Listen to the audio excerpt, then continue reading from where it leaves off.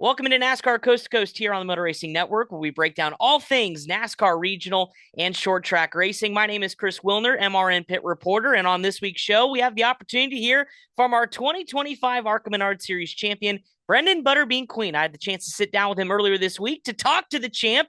Here's a listen to what Brenden Queen had to say about his title clinching season.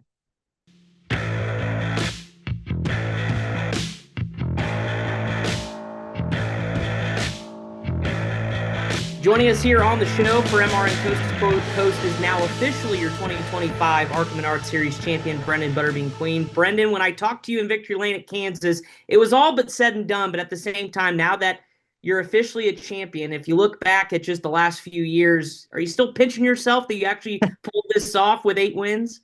Yeah, I mean, if you really want to dig deep and go back some years, it's pretty wild. And honestly, like I'll probably use like the week of the banquet, the night of the banquet, to kind of really reflect on the past 5 years. What a journey, what a ride. I wouldn't trade it for anything in the world. But yeah, I remember at Kansas, obviously I wasn't feeling the best. I'm feeling a lot better than I did during the Salem, Kansas double weeks there. But I remember just thinking, first time in I don't know, maybe my career, or definitely in a long time, having a championship locked up. But it's a weird feeling because normally, yeah, I guess it's weird because normally, like when it's done or locked, it was the last race and you're celebrating. But it was like weird knowing I had to go to another race still before I could be crowned. Cool feeling knowing it's locked up, but then also the owner's title being something that late model stocks, besides Cars Tour, you didn't have to race for owner title stuff really, or if you did, it was locked up if the driver's thing was locked up normally. So that it was kind of like a mixed emotion because I knew one job was done, but one still wasn't locked up. And I've been racing long enough to know that if there's a way to lose it, it can happen. So kind of was trying to balance that, but also really just enjoy the win. You know, the championship was something I'd think about later, but winning at Kansas, sweeping, I didn't know we were the first to sweep Kansas. So that Yeah. was that was a cool stat. I got that forever. I had no idea till I rewatched the broadcast. Not bad for a short tracker, sweeping a mile and a half at Kansas. Who'd have thunk it? When you went to Salem, obviously you knew you just had to start the race. Was it bittersweet though because you didn't get that ninth win? Yeah, we went to Toledo and just we had a good car. We got better. Um, Honestly, I felt like did everything I could to win the ninth race. I got the lead for a lap and, and then got shipped into one. And um, I mean, like it's short track racing, and I've been on both ends of it. I've done my fair share of knocking somebody out of the way too, but just obviously I was frustrated just because it's kind of been the same thing with the 18 doing that. But I wasn't there to whine about it. Like it's racing, right? Like you're gonna win, you're gonna lose. I think I was frustrated because I had passed him fairly clean and had got inside and went as low as I could when he came down, barely hit the left rear. And I'd have been okay, I think, if he hit me in the left rear to move me, but I felt like driving through the fuel cell was not the same as what I did. Yeah. And that's where I had the issue. And, hey, he won the race. I wish I could have had a caution and had Yeah. another shot at him, but was proud that we ran him down, proud that we got the lead. Just it definitely stings. Like even my late model championships at Langley on the championship night, I finished second. I didn't win the race, so I haven't gotten the experience winning the race and being the champion and being the only one celebrating. So that's tough. Um, but at the same time, I mean, winning the owner's title made up, I guess, for not winning the ninth race, and a lot to celebrate. 8 wins is still nothing to be upset about, and the tracks that we won at, and I felt like it was a great year. Obviously, I'd like to have got the 10 and been like Sawallich and Jesse Love and that, but I also think that this year was one of the tougher years with the competition in ARCA. Besides, like I know the field gets spread out, but like when Brent Cruz was in the 18 and Lawless was in the 20 all year, like it was LeVar did a great job. Like it was 4 or 5 of us you had to beat, and um, I felt like it hadn't been quite like that in the last couple of years. So it was cool to actually have to work for it. Yeah, in the years past, we've kind of had a runaway champion. And while you led most of the season in the points, like you said, there were at least four or five other cars on a given week that could probably challenge you for the win. So you had to go out there and earn it. So, with all things said and done, you're in pretty good company with those that have won an ARCA championship. So, what does a title in this series mean to you personally as you kind of look forward to the next step in your career? I just think it's special for one to win a title above late model stock. Like we've done a lot of late model stock championships, and they're super important. But to win it on a touring level, above Cars Tour, where you're at mile and a halfs and road courses and super speedways, to me, it's just special because growing up, you had the K&N series, you had the ARCA series, and I'm like, man, if I could ever just get to that level to jumpstart my career, like that'd be awesome. And obviously, it came a lot later than I wanted it to, but then again, I probably wouldn't be the driver or the person I am 10 years ago if I would have had that opportunity. So, um, cool to be on that list. When you look at the list of champions, there's some really special names way back, and then there's some special Yeah. names recently. So, the good news is it's like most of the names on there went on to have careers in the sport, and I hope in a year or two that they're showing my graphic as alumni of the series that went on and is full time in upper series. So when you look at the journey, and I know you said that this all kind of happened later, maybe in your career than you wanted to, but are you proud of the journey that you've had, especially going from being a longshoreman at the Port of Virginia, just trying to scratch and claw and race late models to, not only the Langley Track Championships, the Cars Tour Championship, then ultimately this. So did the journey kind of match what the reality is now that you're a champion in ARCA? It does. I mean, that's like I was saying, like I'm gonna have so much time to reflect on it here at the banquet coming up and stuff. And um honestly, like I wouldn't trade my story for anything. Like it makes me who I am. I think a lot of people can relate to the story because they're either in the same situation or have quit racing because of the situation I was in and gave it up. And I just hope that my story can be an inspiration to somebody that's got the same type of life I had growing up, and where you're fortunate enough to race, but you're also not as fortunate on the funding side to have the best equipment or have an unlimited budget. But I hope I give that hope that you can do it if you work hard and never give up, and just get up off your tail and go work at it. And like I want that to be my story that I'm remembered by, and I want people to like really be like, man, that was a, I mean, in my opinion, that was a badass journey, So it's cool to be in that position, and I hope that I've made my fans proud, and I hope that people that didn't know me that know me just love following the journey because I can tell you it's been a wild ride, especially.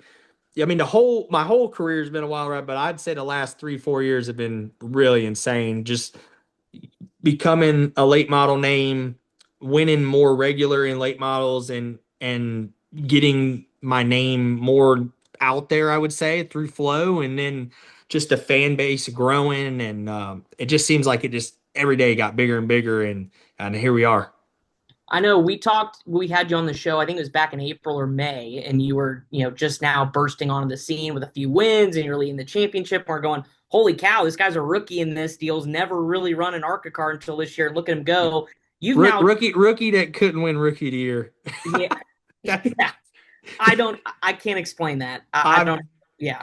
I just I don't know. I can't say that. I'm gonna get in trouble. I'll take the championship trophy though over rookie of the For year. sure, for sure. Yeah. But But I anyways, didn't yeah. want it to get lost that I was a rookie. Yeah. Like that was the thing I didn't want to get lost. Like, so thank you for saying that. Like our rookie campaign. Yeah. Yes, Yeah, thank you're you. doing this all for the first time. And I thought it was also funny that you won at every other track but a short track until literally a couple weeks ago. I And know. you're probably going, what the I'm heck? I'm a big track driver now. I'm scared to go run a late model again now. No. I don't Yeah. that was probably the most like mentally tough part of the season for me was like, why can't I win a short track? Yeah. Now, don't get me wrong, the 18 car was really good on the short tracks, and we as a team struggled. Me, car, team, whatever you want to call it. We hadn't been to those tracks. We got better.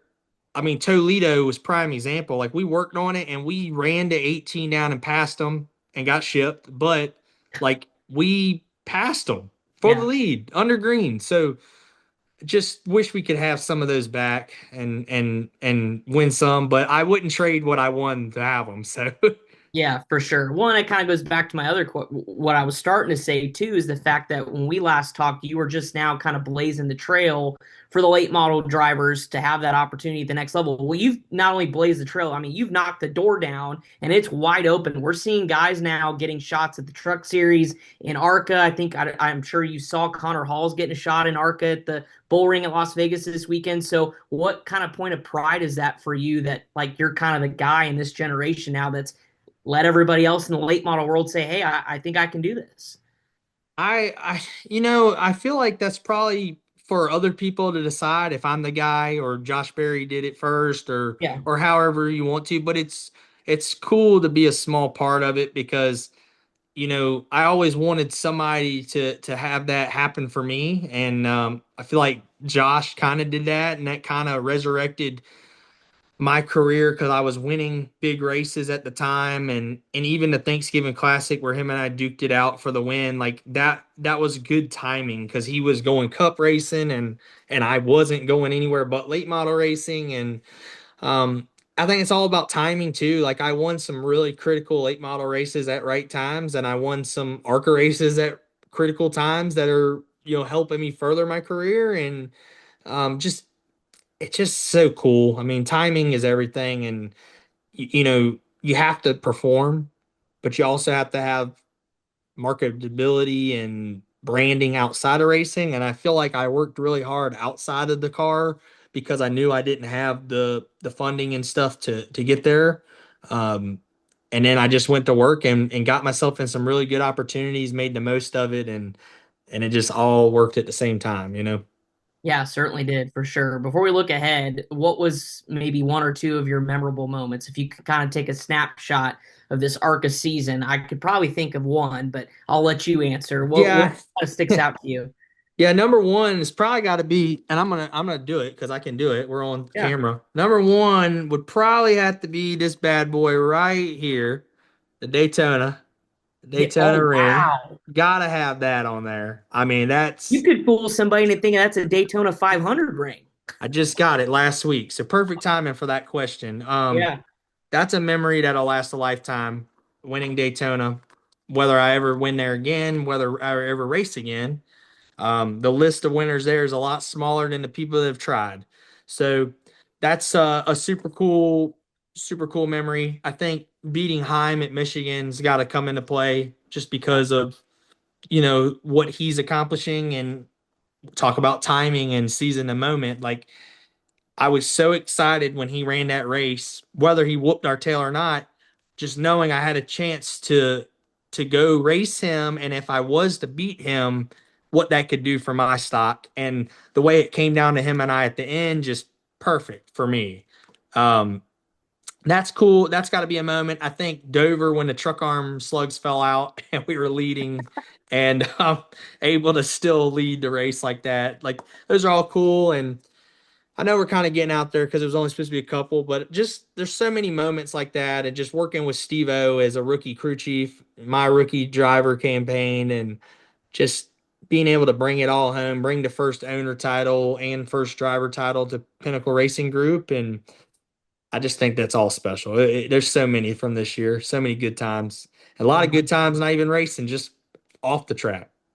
Especially at the Waffle House. You've had more trips at Waffle House this year than I think most people have in their in at least a full calendar year. So, was there a Waffle House trip that stuck out the most? I know you had to fly home with the team most weeks, so you probably went to the same one in Concord. But is there a Waffle House memory?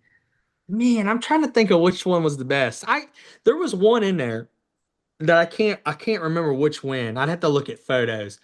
But we had one time, and we were having a good time, and I remember the touch tune wouldn't get loud enough, so we went in a car and brought a JBL in, had our own speaker, Was that Daytona? I think it was Daytona. So I've been informed. So it must have been There you Daytona. go. We had our own speaker. We had, I mean, we Turned became into friends. Club Waffle House. It was Oh like a look, Club Waffle we House. became friends from the with the manager at the one over here, and like she's told us she's gonna get us Waffle House sleeves from the corporate. Like we're in now over there. Wow. Yeah, so Heck yeah.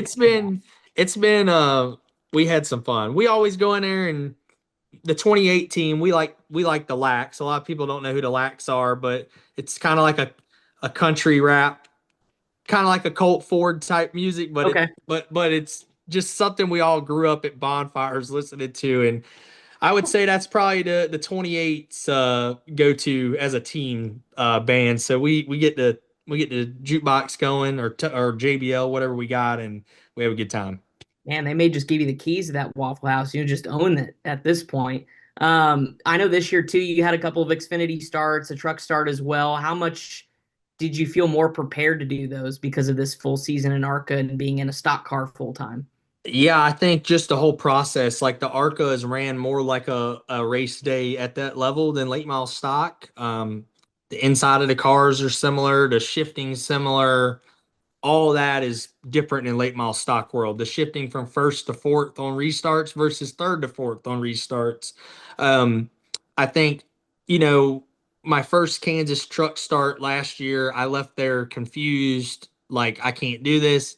This year, running the ARCA car and then going to the Xfinity race, when I rolled out for Xfinity practice, I'm like, man, this is night and day difference from where I felt a year ago.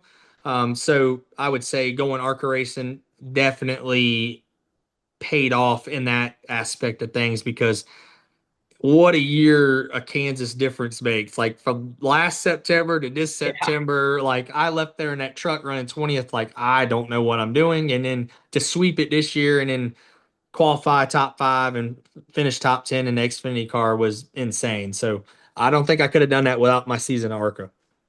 Yeah, for sure. I know there are some rumors swirling, and I know nothing's official yet, but nod your head yes if you know what you're doing next year, and if you're happy about it, put a smile on your face. I mean, yeah, there's so many rumors, but I know. yes, I would say I'm in a good spot. I feel like for my future, Yeah. I look forward to being able to talk about it soon. But yeah, I'm pretty sure the whole industry already knows. So It's like the worst kept secret, but I get it. Yes, yes. I think it's a good. Everything's gonna work out for me, and I have to take the best opportunity for me. And I feel like 5 years ago I would have never dreamed of it. So yeah. There you go. And before I let you go, how would you think of old Lee Pulliam's performance there at Martinsville? I thought for a second he had it, and that place would have burned to the ground. But what were your thoughts about his narrow miss there? Yeah, that was tough. So Lee Pulliam and I talk every day, at least once a day. Um, don't tell his wife or my girlfriend; they get jealous. No. No, they know, trust me. So, Yeah. uh, yeah. So one, I felt terrible I couldn't be there for him to support him. I would have if I wouldn't have been in Kansas, but obviously he understood. Um, there's a video of me for the last two laps that not a lot of people ever get to see because I threw a hat and all kinds of stuff in the house. I just got home from Kansas. I literally saw the green white checkered. I remember he called me at like 1 a.m. from tech, and we had a nice moment on the phone where I'm just trying to lift him up because like what he did was so incredible, awesome for the sport. I knew he could do it. I told him it the last 3 years that if I ever got to a spot where I could own a late model team, he's gonna be my driver. Like that Yeah. was already done. I was gonna own the car and he'd be my driver and then just have me a car ready when I wanted to race. But maybe one day that'll still happen. There you go. But just told him how proud I was of him and so glad the world saw what I've known the last 3 years that he could still do it. I never doubted that. And only then it could have been better was that caution don't come out and he wins it. And I did tell him I was proud of what he did. I mean, he raced Landon as good as you can without wrecking him. And honestly, Lee would not have been happy with himself if he'd have wrecked him and won. So Yeah. sucks to finish second. Landon did everything right, nothing that he did wrong, but Obviously, I'm just biased because of my relationship with Lee that to lose that close sucks. And honestly, it sucks because the caution come out. If that didn't come out, he wins it. So honestly, he said he felt like me in them ARCA races where I'd take the white flag and the caution come out. And he's like, when I remember when I lost Phoenix earlier in the year, like he's the first person that texted me because that feeling at Phoenix is what he just had at Martinsville. It's the same thing. You have the race won and Yeah. caution changes it. So it's tough, but it's how you handle it. He handled it like a veteran, like I mean, an amazing legend of the sport, the way he handled it, class act. And I couldn't be more proud of him. And it was cool to have BRC and Folsom Fence on there helping him out too. So obviously I had my OPP colors on watching that. Heck yeah. And that's hard to do when you just parachute in for that big race. That's How right. People don't understand that. yeah. Like that's people go there their whole career and never run that good. I've never ran that good. And I like I told him, like I've won some cool races that like nothing's ever to clock, but like him and I had that conversation the other day. I'm like, if I never race a late model again, all I haven't won is a clock and a Sobo 200. I said, but I've won 3 Hampton Heats. Like Yeah. where do you find a balance? So it's tough not winning a clock, and at least he's won it. But he's finished second 7 times. I think he told me Yeah. 7 or 9 times. So think about that for a minute. That's insane. Like that could have been 7 clocks or whatever. Yeah. I wouldn't know what to do with 7 clocks, let alone one. So, well, congratulations, dude, on everything. A monstrous season, but also just how we watched you grow as a race car driver out of the late model ranks has been pretty special. I know you're not even close to being done. So enjoy the championship, find some time to, and then I know, of course, it'll be eyes forward on what's next. So congratulations. Hey, I appreciate it. Thanks for the time as always. And yeah, appreciate everybody supporting me. Absolutely. Brenden Butterbean Queen joining us here as our ARCA champion here on NASCAR Coast to Coast. We got a lot more coming up on the show after this. 3, 2, 1, start your engine! The NASCAR channel is streaming now, exclusively on Tubi. Tell them we got it! Go deeper into NASCAR with 24/7 news, documentaries, and explore the vault of timeless NASCAR stories and unforgettable races. From crushing defeats to the thrill of victory. Go, baby! The NASCAR channel, always on, always free. Only on Tubi. Welcome back to NASCAR Coast to Coast here on MRN. Appreciate Brenden Butterbean Queen for joining us. A lot of big things ahead for the now ARCA Menards Series champion. Of course, I think still some racing to go here in 2025. Speaking of ARCA, so Brenden locked up the title just by starting the race this past weekend at Toledo, but it was still a good dogfight between Brenden Queen and his champion, or not championship counterpart, more like race counterpart in terms of just level of competition. That's the Joe Gibbs Racing driver, Max Reeve. Anytime Max is in the field, him and Brenden have gone after it tooth and nail, and it happened again at Toledo, although it was Max Reeves getting the win and getting his sixth ARCA platform season of the year. So Max Reeves, the cookout driver, gets another win to close out the ARCA season for Joe Gibbs Racing. Another driver for Matt Ross, the crew chief, who has now seen wins with not only Max, but with William Sawalich, Brent Cruz as well. A host of drivers under that JGR banner that have gotten wins, and Max closes it out with his sixth platform win. Again, Brenden Queen finished second, so a valiant effort. His drive for 10 is going to come up short. I think he said if he possibly won over the weekend, they may try to bring a car out to Phoenix, but we'll see what happens there. But ends the year, at least on the ARCA Menards national side of things, with 8 wins in his title. Tristan McKee finished third in his rejoining of the NASCAR or ARCA Menards Series Championship. Isabella Robusto ending the Venturini reign in the ARCA National Championship with a solid 4th place finish. Of course, also in the top 5 was Tyler Reith as well.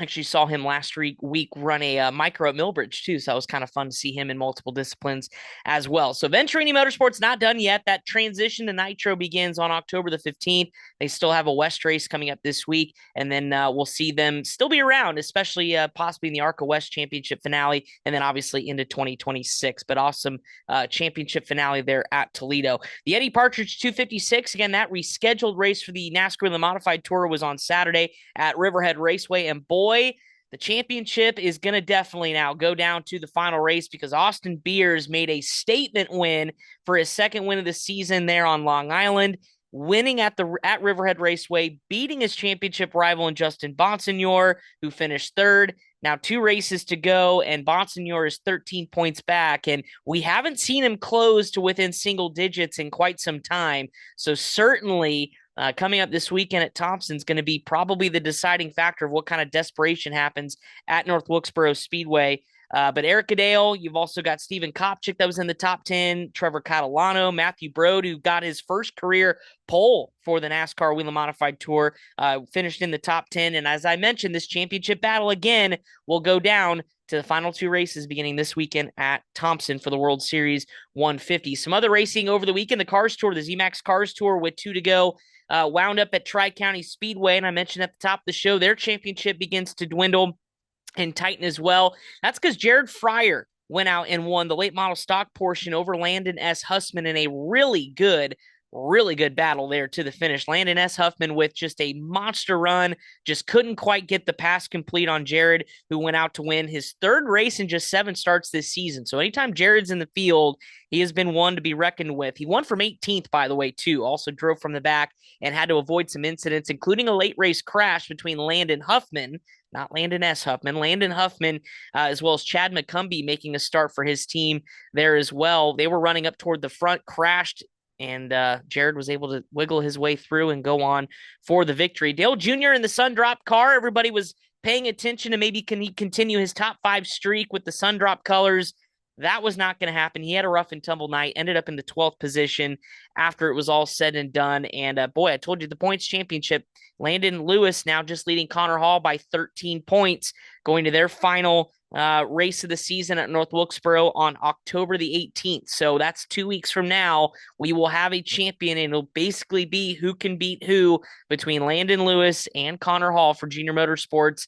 It'll be a fun battle as well. I know that one's going to draw a lot of attention down at North Wilkesboro coming up in 2 weeks' time. Troy DeCare, by the way, won the Pro Late Model race. Troy getting the victory over regular season NASCAR Truck Series driver Bailey Curry, as well as ARCA Menards Series East champion of this season, Isaac Kitzmiller. So really good job by Troy to get the win there. Ben Mayer extending his title over or in the Pro Late Model ranks, as he'll basically just have to finish top 5 coming up at North Wilkesboro Speedway to solidify that championship, as he is now pulled away just a little bit. He finished 4th, by the way, at Tri-County Speedway. Another big winner over the weekend. I know a couple of our MRN colleagues were up in Barry, Vermont over the weekend, including Dave Moody, to watch the 63rd running of the Vermont Milk Bowl. Again, this race you win in stages, and it was Marcel Gravel who won not only the first stage, but the second, and the average finish, including that 3rd stage, led to his 2nd straight Vermont Milk Bowl title. It was a really good atmosphere, really great crowd, and great weather up there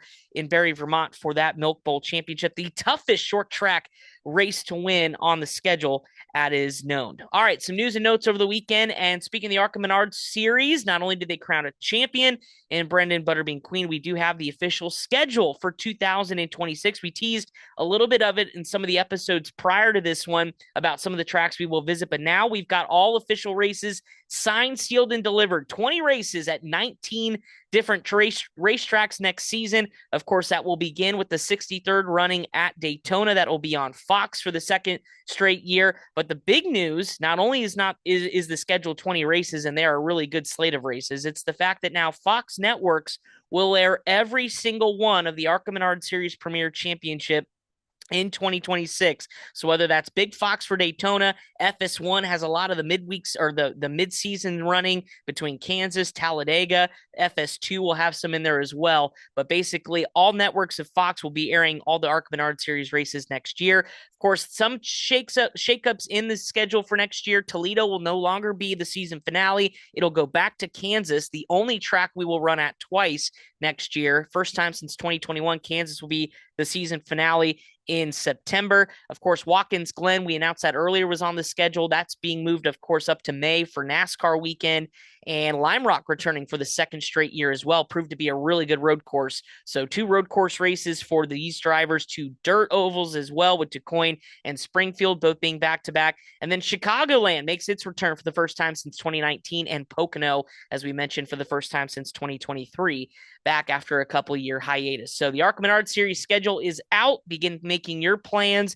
And of course, a lot of those being in conjunction with NASCAR weekends as well. So it'll be a lot of fun. MRN will have the call of those that we will be at for NASCAR as well. Also, some previews coming up this weekend. Of course, we mentioned the Winchester 400. That is coming up with a star-studded field of ASA Stars National Tour races. They just have 2 races to go, including with the All-American 400 at Nashville Fairgrounds Speedway. Everyone that you could think of that's a super late model driver is typically entered in this one, with many finishing up their weekly racing schedules. Cole Butcher, of course, is going to be the big favorite going into this one. Gavin Bochelle has been really, really good the back half of this season. Of course, won the World Series of Asphalt Super Late Model Championship over the winter, but he'll be back in action as well to see if he can take the title away at the Winchester 400, of course, with all your regular series favorites as well. That's coming up on Saturday. Speaking of this weekend, though, the ARCA West Championship now with 2 races to go. It's all Trevor Huddleston, 18 points over Kyle Keller as they go down to the Star Nursery 150 presented by West Coast Stock Car Motorsports Hall of Fame at the Vegas Bull Ring, of course, to kick off NASCAR weekend there just across the street at the 1.5 mile at Las Vegas Motor Speedway. And comprising of Venturini's final roster for their farewell tour before it's officially Nitro Motorsports, you've got Thomas Annunziata, of course, won the ARCA race at Lime Rock with Nitro. He is now in a Venturini/Nitro car coming up on the Bull Ring Oval. Jade Avedissian getting her pavement start there as well. We visited with her earlier this year. And Taylor Reimer, fresh off a top 5 finish at Kansas. She'll be in action as well in a Venturini Motorsports Toyota. Spencer Gallagher, not on a Venturini car, but is making his return, had a really strong run earlier this season at Rockingham. So again, that's the ARCA West Series penultimate race at the Vegas Bull Ring coming up 10 p.m. Eastern time. You can watch that on Flow on Saturday night. The NASCAR Whelen Modified Tours, you heard me mention earlier, going down to their final 2 races of the 2025 season. This first one at Thompson, the World Series 150, coming up on Sunday afternoon. And of course, this one, all eyes will be on Justin Bonsignor as well as Austin Beers, how that championship's going to play out, because certainly if Austin can leave there with at least a 10-point advantage, it is going to put a lot of pressure on Justin Bonsignor in the season finale. But you still have Ron Silk and Patrick Emmerling also on the entry list, both previous winners. They won the last 2 actually at Thompson as well. So the opportunities for Justin to go after another track championship is starting to dwindle, because Austin Beers has that 13-point lead going into Thompson again on Sunday. Some other racing on your calendar. Smart Modified Tour playoffs continue after a couple-week hiatus at Tri-County Speedway on Saturday. Again, we began with 5. We're now down to 4 drivers. Ryan Newman is one of them. Luke Baldwin's another one that are entered and ready to go to try to settle a track or a series championship, I should say, as after this one, we'll have our final 3 ready to go for their penultimate event of the season. Speaking of events of the season wrapping up, we've got Langley having its second championship night this Saturday, as well as they wrap up their 2025 season, and limited late models up at Hickory Motor Speedway as well. That's not a weekly event. It's a special event for limited late models up at Hickory. Expect a pretty strong contingency of limited late models at Hickory as well. MRN is off the air this weekend for the second straight week. I know we're sad, but we are very excited to bring you the final 3 NASCAR weekends of the 2025 season, including championship night and Sunday at Phoenix Raceway. But it all begins with us at Talladega next week. So we bid our friends at PRN the best as they head out to Las Vegas for NASCAR this weekend. But be sure to lock us in MRN for the final 3 races beginning at Talladega next week. So really good stuff on the short track level of things. Again, we're getting closer to talking about the Snowball Derby as well. We mentioned last week the new tire, the F45 that's going to be there. Still a lot more to come, and once those entry lists begin rolling out, we'll let you know who maybe some of your short track favorites will be on the entry list for that coveted and prestigious late model race down there at Five Flags Speedway. But we still got ways to go. We're going to celebrate with more champions here in our final few episodes of the season, but certainly a lot of going to be talked about after this weekend as well, between the Vegas Bull Ring and Thompson, as well as a lot of other short track racing, including the Winchester Winchester 400 as well. So for our guest, Brenden Butterbean Queen, our ARCA champion this week, we appreciate him for stopping by the show. Also our producer, Pat Jaggers. My name is Chris Wilner. We will always want to thank you for tuning in to NASCAR Coast to Coast here on MRN. And of course, we will break everything short track racing down next week. Have a good one.